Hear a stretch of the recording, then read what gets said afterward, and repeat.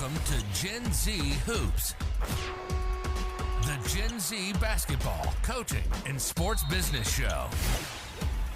On this podcast, you'll learn from professional players, coaches, and executives from all over the world and see the court in a brand new way. And now, joining you courtside, your Gen Z host, John Hartophilus. Micah, my man, what's going on? What's going on, John? How you doing, man? Having a lot of fun, having a great day. We had a good amount of laughs before we got on the show. I mean, this is going to be a really fun episode. I already know it. And you've had so much experience at a young age, living this basketball world. It's going to be a lot of fun. I know that for a fact. For sure. Glad to be on, man. Appreciate you having me. Cool. So we can go right into it. I'm sure everyone, right, when you meet people, they just jump on the fact that you work for the world champion Milwaukee Bucks, right? The Wisconsin Herd, like, oh my God, it's such a great franchise. But we're going to get to that, of course. I want to know about like young Micah before all this stuff, before all this NBA G League stuff, all this stuff, growing up and falling in love with the game. Like, how did it happen? Walk us through, please, maybe what got you to really love and enjoy the game of basketball. Man, honestly, if we want to take it all the way back, man, I would watch from the DC, Maryland, Virginia area. Grew up in PG County, and I would like the Wizards, originally the Bullets. So I can remember as a young kid, I would actually watch Bullets and Wizards games. I would record the games. And at the time, I had like one of those Fisher-Price basketball hoops downstairs. And while the game was going on, I would actually play the game. So I would pick a player and who I wanted to be, whatever move he did, whatever shot he did, I would actually, copy that and do that on my Fisher-Price hoop. So that's kind of when think about remembering how I fell in love with the game. That's kind of the first part of it, as a young age. And then, just growing up, just playing AAU basketball, I actually played for Carmelo Anthony's team, Team Mello, as a young kid. So having fun with that, but then taking it all the way up to, middle school and high school. So just over the years, I fell in love with the game at a real young age. So it's been kind of basketball throughout my life ever since. I love that. I love stories like that because it really shows, right, you as a kid really falling in love with it and taking it right to the heights you have now. And there's so much more left to go. It's really cool thinking about that. But you mentioned something really key there, talking about, even before they were the Wizards, they're the Bullets. And you told me you listened to some episodes and you saw some guests. Did you know? I don't know if you know, but George Mirasan was on the show way back when. I don't know if George Mirasan. George Mirasan's the boy. He's so cool. Number 77 on the Bullets. I used to have all those guys' posters, hanging in my room. So the Bullets, the Wizards, the days with Rod Strickland and Calbert Chaney and all those guys, man. So yeah, George Mirasan, that was kind of a fan favorite just because he was the tallest guy in the room every single day. Everyone loves it. It's impossible not to. The one thing I asked him was about when he said, I love this game. Because it's something, I love this game too, but when he said it was iconic when he said it. Oh, yeah. But we spoke about, right, you love this game too, right? You had this innate passion for it growing up as a kid. But when did you become serious? When you maybe got a little older and you're like, you know what, whether it's playing, whether it's really like in coaching, it's not just about me loving the game. I'm going to actually get really good at it. I think when I kind of really took it serious was when I would say probably 13 and 14 and under. AAU, because that was kind of my first time kind of at the big stage of like nationals. And I kind of got to see the rest of the country when it came to basketball players. And, for me, when it came to just my school or, my neighborhood or going into, outdoor courts, I would play with my friends. I would stay in the state of Maryland. But then once we got to nationals, I got to see the whole rest of the country where guys are the same size as me. The guys look like me. Some of the guys are faster than me. Some of the guys can shoot better than me. So I'm like, okay, now I really need to work on my game, and going into that time, that's when you start thinking about what high school you're going into. That's when I knew I kind of had to take it even more serious and kind of, up my game a little bit when it comes to, if I wanted to take things to the next level. So around 13, 14, after I got back from nationals, that's when I'm like, okay, now it's time to ramp it up a little bit. You saw all these good guys playing around. You're like, I got to get made you raise your game too and get yourself to that level. I mean, how important is it to have people around you that are pushing like that, whether it's your teammates, whether it's your coaching coworkers right now? I mean, I'm sure people are pushing you every single day, but you got to make sure you have people around you. Yeah. Especially as a young kid, man. I think, obviously my parents, my mom and dad were so supportive of, what I did when it came to basketball. They would be at all my games. They would travel to everywhere I went, just to cheer me on. So having them as support was big for me, just to make them proud and see them be happy if I'm, had a good game or whatever the case may be. So that was a big part for me. And then, having teammates who were kind of, larger than life in my eyes when it came to being top ranked in the state, or, some of these guys were ranked in the country. So kind of having those guys playing alongside of my peers, I felt kind of a competitive nature when it came to myself. Like, okay, if they can do it, I can do it too. I mean, it wasn't anything, harmful, but, just seeing them and compete against them every day in practice, that was something that, helped me, and they challenged me as well to get better. So, my teammates and my parents were something, that definitely helped me, grow as a basketball player for sure. Definitely right. And thinking about being in a room full of so many people that can put, mentor you, push you. That's obviously huge. But you obviously, did that too. I'm sure you're obviously doing that now as a coach. But even when you were playing, you were the captain of the team. Like you were right in a role where you could be that to somebody else. I mean, when is that kind of what made you realize like coaching was in the cards for you, or did it come a little bit later? I think I didn't honestly know that I didn't want to coach until later, man. I think, going into high school, I went to, a great high school, Montrose Christian, where we kind of had the top guys in the country playing basketball. And for me, just being there, going into high school, my top three schools that I wanted to go to was like North Carolina, Maryland, and Georgetown. I'm like, yeah, that's where I want to go. But then actually seeing the guys who were actually going there, I'm like, okay, well, I'm not on that level, so maybe I can maybe I can dumb it down a little bit and kind of see what other schools are out there. But I think high school was, for me, was kind of the turning point of, okay, if not being a pro, doesn't work out, what's the next best thing? And I think, staying around the game and coaching, obviously my next thought, going into college and, having a great college career, I knew that after college, I wasn't going to be an NBA basketball player. That's just the reality of it. But I still wanted to be around the game. I still felt confident in my game, and I still felt confident in my knowledge of the game. So right after kind of a month or two after I got done my senior season, I was actually kind of working out guys who was on my team, sophomores and juniors, going into the off season, just being in the gym with them, helping them get shots. And that's when I kind of knew that, okay, coaching is something that I really want to do, being around the game. So that was kind of that kind of solidified it for me, going into my senior year of college. And after, I got done playing, I'm like, okay, I want to take this serious and have this as a career. Love that. So it took you to hang them up a little bit, to work some guys out and realize, I'm actually pretty good at this. I actually pretty I like having this impact on people's lives. Let me try doing this a little bit more. That's awesome thinking about that for you and how that maybe sparked that light bulb in your head of like, that's my next chapter. So what was your first step into coaching? I noticed, you had some high school experience, then went on to the college game as a GA, but like what really, when you made that decision for yourself, what was your first move? Well, honestly, my first job out of college was working at Enterprise Rent-A-Car. That was my first job out of college. And I'm like, man, I'm sitting there, and no knock to Enterprise. Enterprise is a great company, but man, I hated doing it. Just hated doing it. Hated going there every single day. It was working from 8 to 6.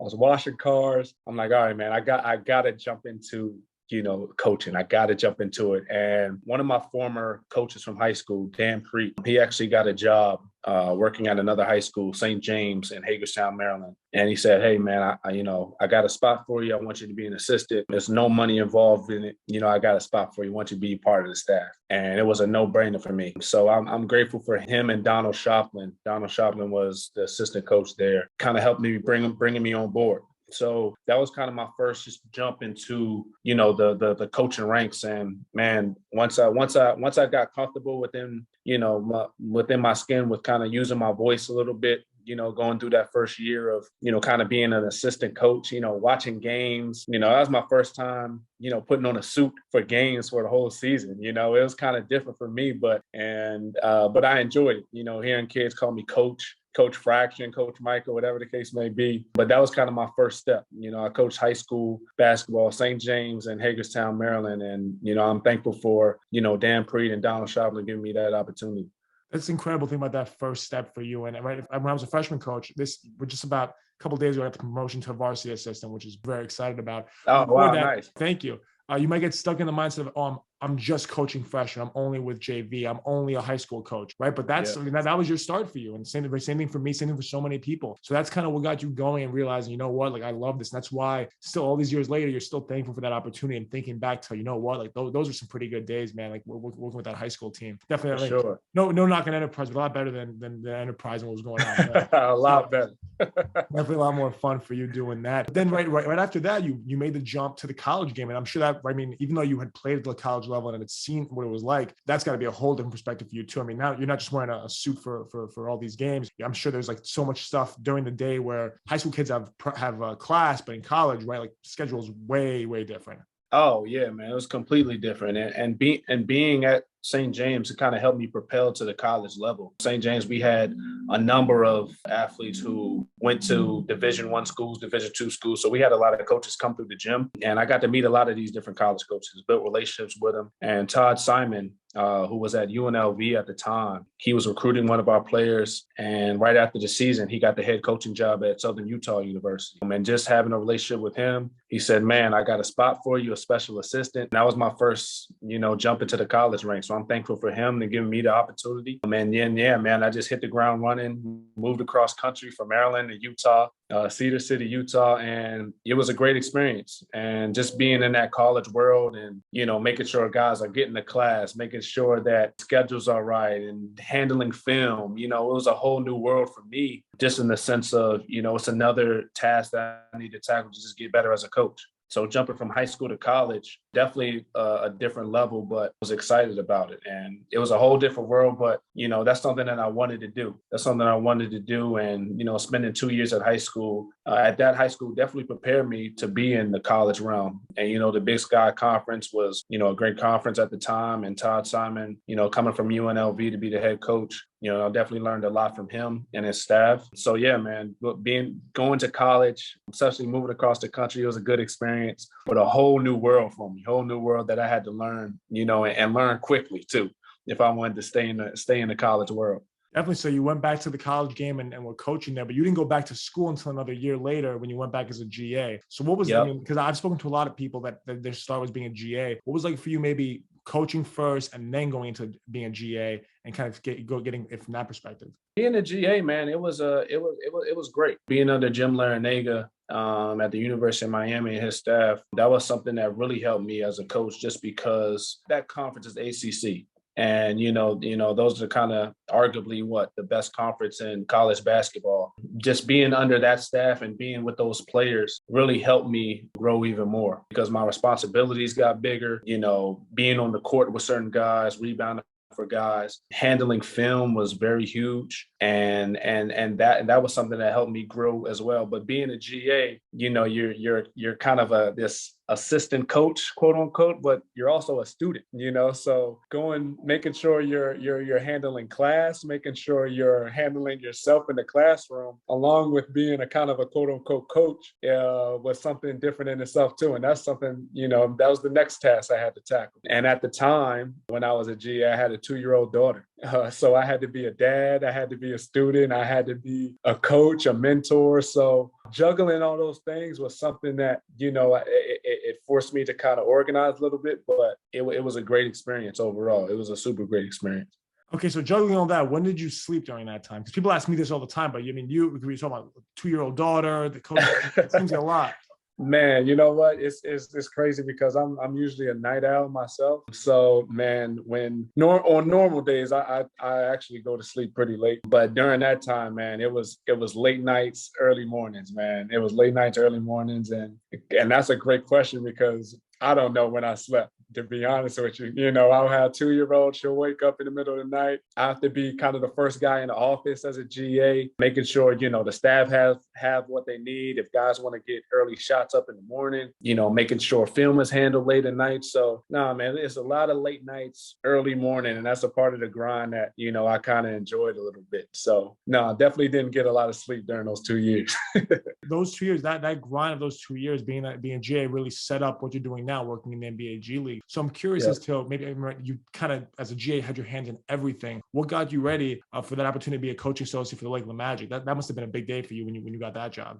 Oh man, it was something that, it was a goal of mine, man, because being at the University of Miami, it was a great experience working with the college players. But at the same time, the University of Miami was kind of a melting point for all these pros that come down in the summertime. So that was kind of my first taste of kind of the pro world, where all these NBA guys would come and work out at our facility in the summertime. And being a GA, I was involved with a lot of that. I was the one kind of letting these guys in the gym. I was a guy rebounding for, some of these workouts. And I would just be around just to watch some of these player development guys, work out with John Wall, LeBron, like all these big time athletes. And that's kind of when I knew, I'm like, man, I think I want to make, my jump into the pro world. Being at the University of Miami helped me get to my next step with the Lakeland Magic. So Stan Heath was actually under Jim Larinaga years back. So that was kind of the connection to join Stan Heath's staff at the Lakeland Magic. My role going into Lakeland was kind of similar to what I did with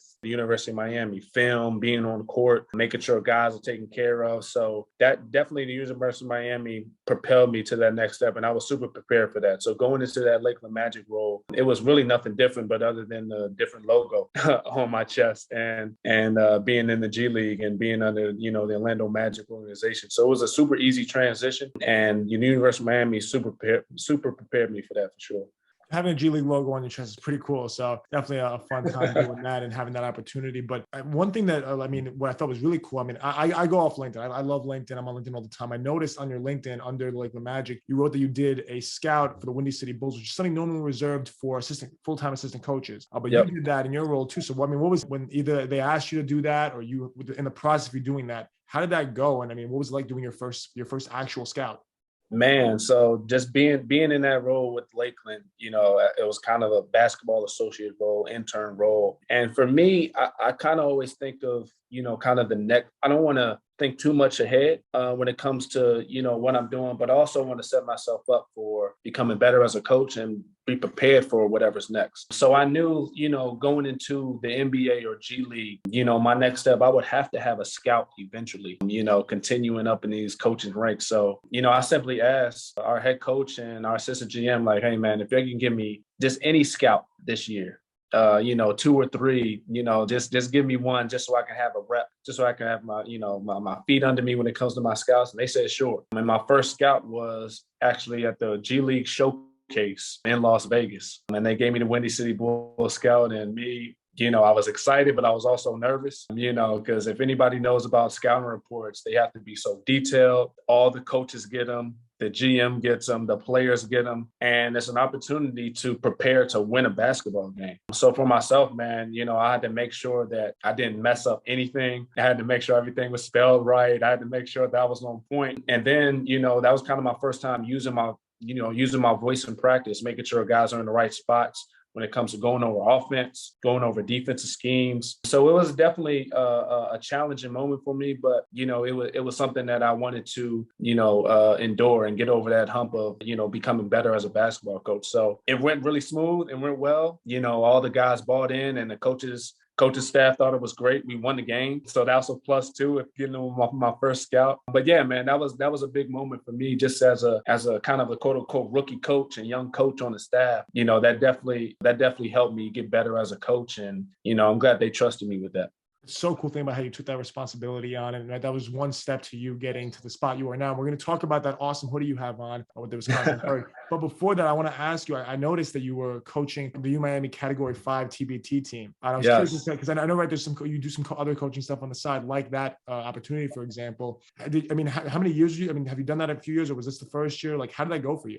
Man, that was our first year doing it, man. That was our first year doing it. And I was super excited to get it done. During quarantine, man, we just, me and Chase and Allen were the guys who kind of came up with the idea of like, man, we got a lot of talent with the University of Miami. Guys are playing in the pros, guys are playing overseas, and we haven't put a TB team together yet. So actually during quarantine, that was a big step of just kind of brainstorming ideas and kind of brainstorming the players. And for me, man, that was kind of it was my first head coaching role ever in my career. So I was excited about that. And then we just hit the ball rolling, man. We got the players, guys immediately said, yes, I'm in. We built the team. Guys were excited. Then we kind of put the logistics together. We let Coach L in, and Coach L was excited, getting kind of the alumni back on campus and getting all the guys back together. And for us, man, obviously we wanted to win the money, but I think the University of Miami culture and the basketball culture is so big and so thick that, it was good for us to kind of get guys back together again. When it comes to, this basketball journey, you're kind of with guys for 3 or 4 years, they become close. And then after, guys are in the NBA, guys are in overseas, guys are all sporadic, and they're also from different places. So who knows when you're going to see, when you're going to see your boys again. And this was a perfect opportunity to kind of get those guys back together for 2-3 weeks for practice, going into games, so that part for me, that was the biggest thing for me. Obviously the money would have been great, but just having that camaraderie again and getting those guys back together was big for us, man. And that was our first year. And, I want to continue it. I want to continue it, whether it's myself or, another guy associated with the University of Miami. I kind of want to keep the tradition going with the TBT. It was exciting, man. It was exciting. We won 2 games, big time games on ESPN against 2 great teams. So it was exciting, man. I'm glad I got to do it. We got to, be a part of TBT, and I want to keep it going, man, for sure. Hopefully we can get that money soon. Hopefully, and I mean, I'm sure right when that happens, when eventually you guys do get the money, or I saw some videos of you coaching locker room. They posted a few of them, the Category 5. I saw you retweet them on Twitter. You have some energy in the locker room. Like, where, how was it? What was it like for you? Like, for the first time, like maybe that level, at the professional level like that, or with guys that have played at that level, really using your voice in the locker room, giving speeches before halftime, like doing that and showing the energy that you're showing on this podcast right now. Yeah, man. I mean, I think that, I think I've kind of, when it comes to me playing basketball, I was always passionate. I was always the guy talking on the floor. I was always the guy, kind of in the competitive spirit, man. So I just bring that along to me as a coach, man, honestly. And, when you're working with pros, I think, they bring a different dynamic to the game. It's not so much that you're kind of telling them exactly what to do. You're giving them the framework of what they do. And those talented guys can figure it out on the floor. For myself, man, kind of giving those guys an energy boost, giving those guys some motivation to kind of prove themselves and prove that they can play out there at a big stage. I felt that I wanted to take on that role, man. And, just being excited to be back on the floor after not being there because of COVID, all that emotion and all that excitement just brought me in and, just had me locked in on that one moment, that one game. And guys fed off of that, man. So, I was excited to be on those sidelines and kind of cheering on our guys as well as being a coach. So, man, it was a good feeling.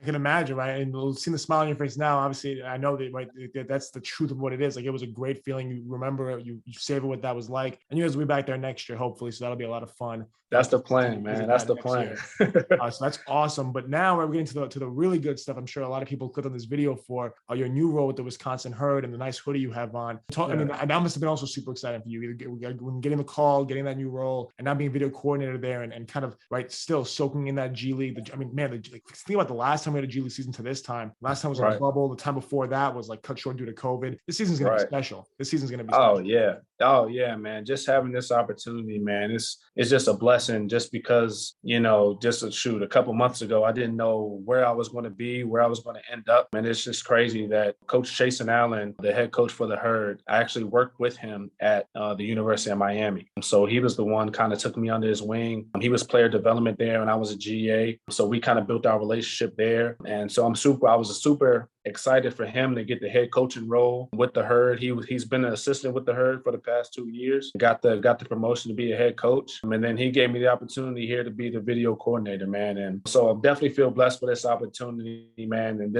excited for this new G League season. It's going to be a full season this year. So kind of having, the excitement around all these talented guys for this upcoming year, I'm glad to be a part of it. And I feel as though the G League has grown so much and is growing every single year, from what it was, even back in 2010 up until now. It's growing and growing every year, and the talent is getting more and more, explosive when it comes to, high level guys. So just excited to be a part of it, man. Excited to be a part of the Bucks organization. This is a championship organization, and that's from top to bottom, man. Just being here for about a month and a half or so, just seeing the personnel here and, from our GM to assistant GM to, the GM from the Bucks. It's just a good energy and good feel, being around those guys and being around the players that, I'm excited to be a part of the Herd and the Bucks organization, man. It's going to be a good year. It's going to be a great year. I love, that entire story. That was that quick minute, 2 minutes right there, all about just number one, the networking story. And that's exactly how you do it, right? Building real relationships and working with people, good and good things that happen. But then also, right, the Bucks are famous for that, being such a small market team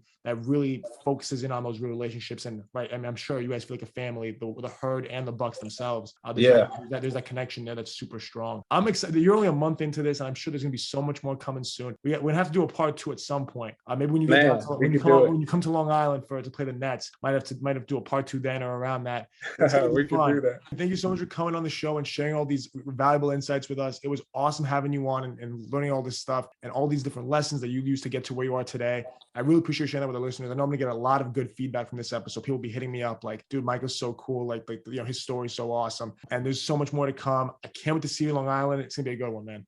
Man, yes, sir. Appreciate you having me, John. Thanks for listening to Gen Z Hoops. Make sure to follow, like, and subscribe on Instagram, LinkedIn, and all major social media platforms at Gen Z Hoops. You can tune in and subscribe on Apple Podcasts, Spotify, YouTube, and every other podcast platform on the planet. Get ready for the next episode.